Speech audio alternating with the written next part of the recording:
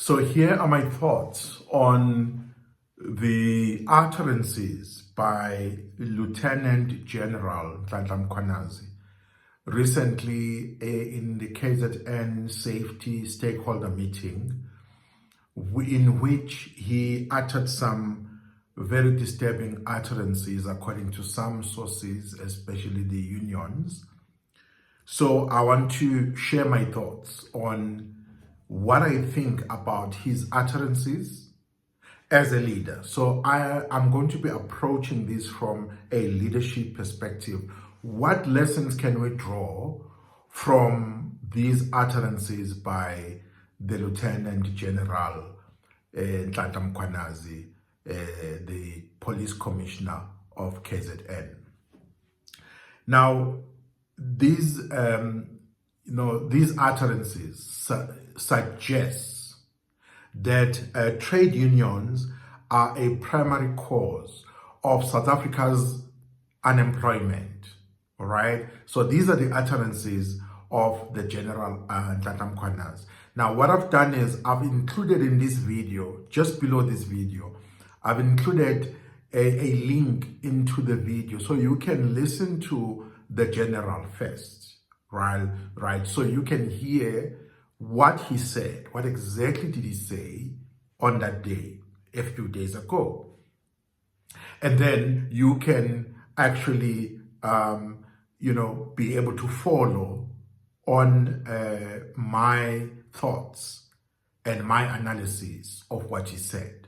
So my suggestion is that you pause this video at this point, click on the link below, go to YouTube, and then listen to Nhlanhla Mkhwanazi, and then come back to this video, and then do your notes as I teach on transformational leadership principles as we look at the utterances of the General. Now, first and foremost, these utterances are made at a point where the unemployment rate in South Africa has risen, that is in Q2 of 2025, they have risen to 33.2%. Now, this is a rise from 32.9% in Q1 of 2025. So that we have context of what Nhlanhla Mkhwanazi is talking about when he refers to the high unemployment. Now, this 33.2% rate of unemployment is the highest jobless rate, right? If we look at Q2 of 2024, which is a year, or rather 12 months from today. All right, so we look at the increase of unemployment, where the unemployed individuals actually increased by 140,000 in terms of number. So which is a one year high, right, of 8.4 million people. Now, just pause for a while and think about these statistics. So this is 8.4 million people who are unemployed in South Africa today. All right. So, which means that the people who are employed, right, they rose by 19,000, which amounts to 16.8 million. Right. So we have 16.8 million people employed, whilst we have 8.4 million who are unemployed. Now, according to Mkhwanazi, let's get into what Mkhwanazi is saying. According to Mkhwanazi, the unions demand higher wages and rigid working conditions, and he says that this is deterring investments, right?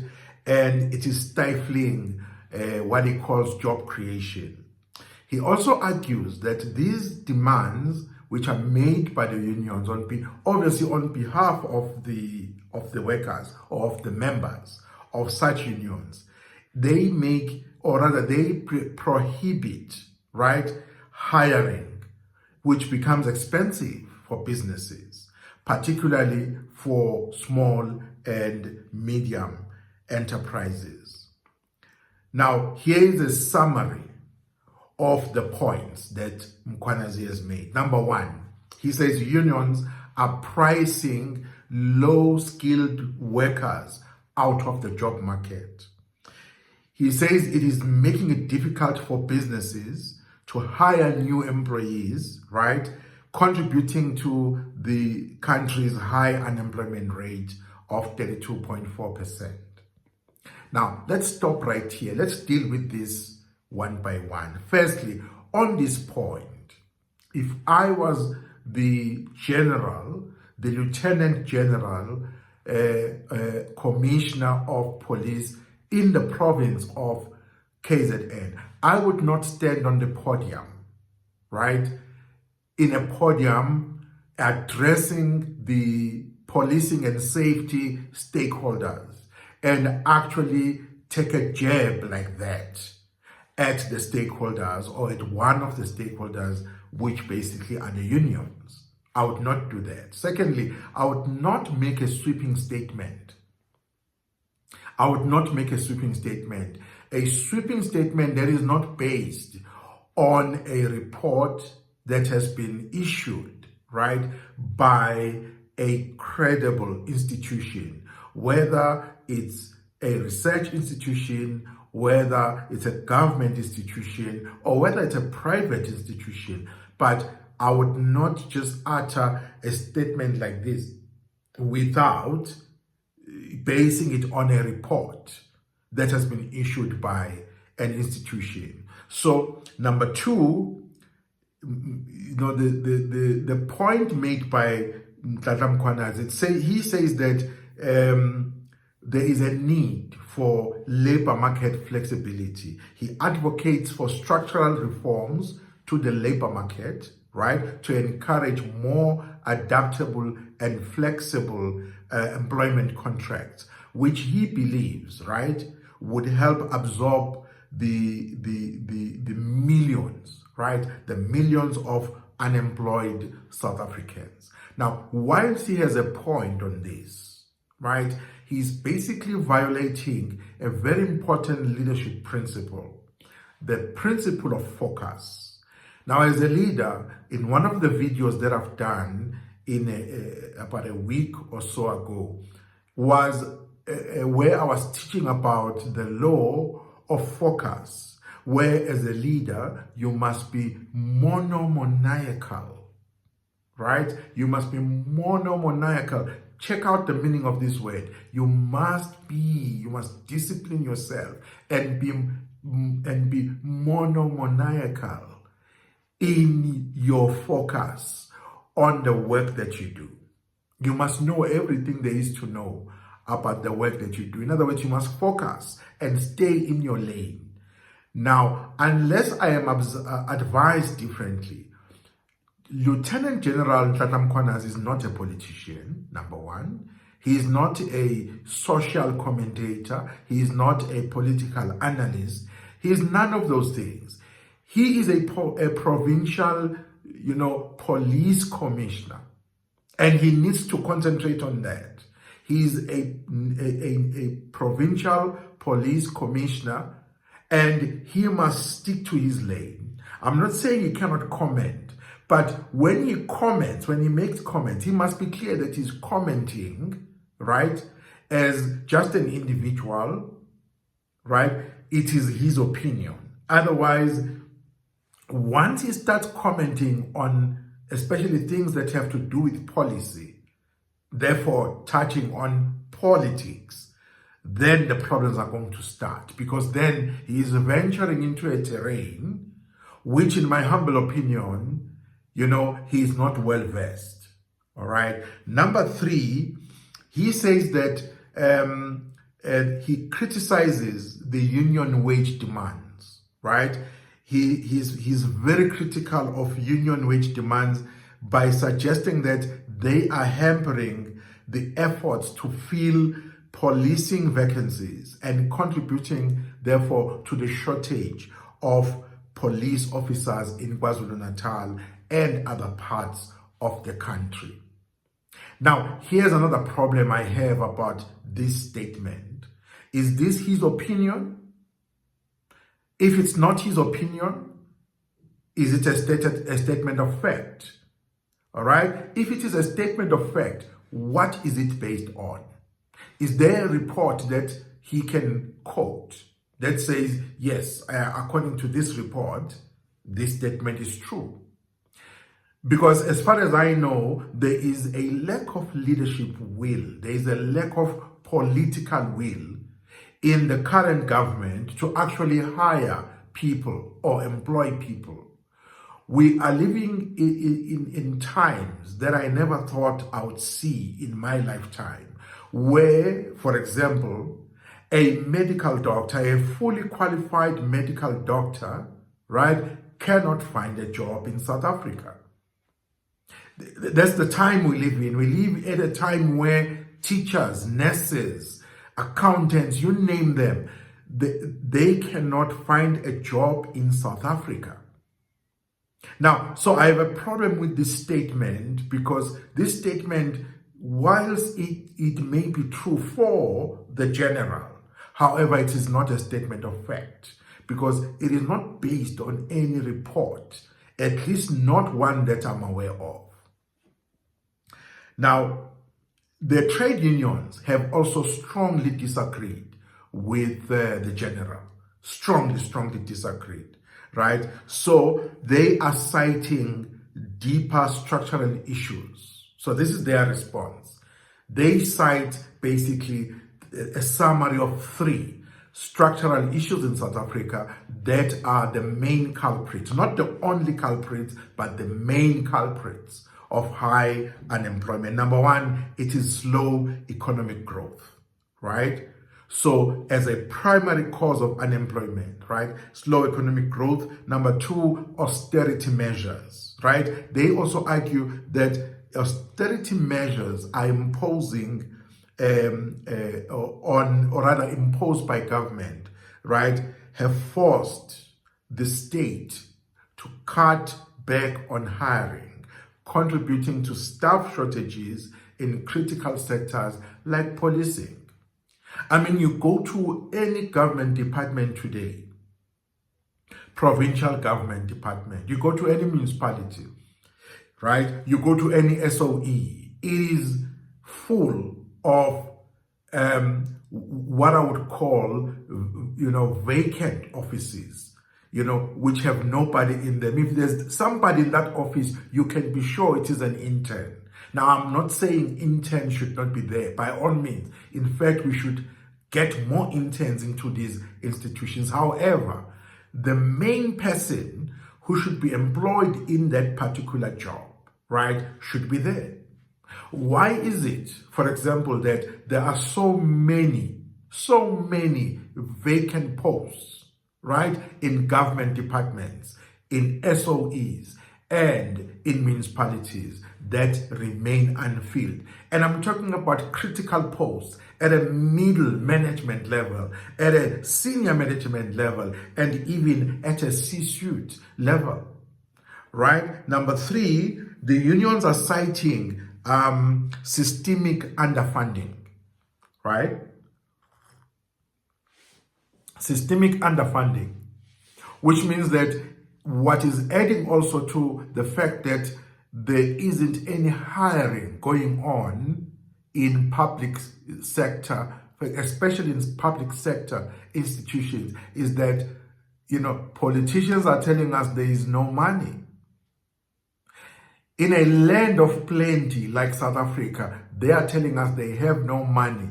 And this applies when it comes to government needing to service the people. Then there is no money. When government is paying and increasing salaries for politicians, all of a sudden there's money. All right, so let's look at the structure of the South African economy. Now, number 1, we know that South Africa has a mixed economy, right? It has an emerging market, right? And an upper middle class, or rather upper middle income economy, all right? And if we look at the countries in Africa, in the continent, it is one of only 8 that have similar structure, a mixed economy, an emerging market, and an upper middle income economy. Now let's have a look at the sectors of the South African economy. Number one, the primary sector, you've got agriculture, you've got mining, and you've got the quarrying as well, with mining being a significant contributor, accounting for an annual contribution of 239.12 billion to the gross domestic product, GDP. Number two, you have the secondary sector, which is basically manufacturing. Now, it includes industries like food processing, clothing, and textiles, which contribute around 13.3% to employment and 15% to the GDP. Then you have also the tertiary sector, right, of the economy, where you've got basically services, right, including finance, right, real estate, and business services. Now, this is my area. This is where I operate, in the area of business services as a consultant, right? Now, this sector accounts for approximately a 65% of the GDP, right, which is quite a huge sector, or rather contribution, right? 65% of the GDP, with the financial industry contributing about 598.2 billion, all right, rands to the GDP in terms of the 2019. I'm sure it is more now in terms of the GDP. Now, what are the challenges? Now, let's summarize the challenges that are faced by the South African economy. Number one, it is high unemployment and inequality. High unemployment and inequality, right? So by high unemployment, we mean those people who are looking for work, right, who are not discouraged yet, because we have an extended unemployment rate, right, which includes people who have given up, who are, in other words, who are discouraged work seekers. All right. Number two, we've got slow economic growth, right? Slow economic growth. Now, let me say this in simple terms. By slow economic growth, we mean that government is not spending. Government is not spending. Now, you can tease that apart. You can pull that apart, right, into many, many minute details, which means that government at the moment is not spending as much as it should, all right? Because once government is spending, it means people are working. Once people are working, it means they are earning. And therefore, when they earn, it means that they are buying. So there is a stagnation in the economy because the main culprit, which is government, right? Not to exclude business or private sector, but in the main, the biggest spender in any country is government. And at the moment, the South African government is not spending. If the South African government was spending, then we would see a rise in the economic growth. Number three, infrastructure constraints and corruption.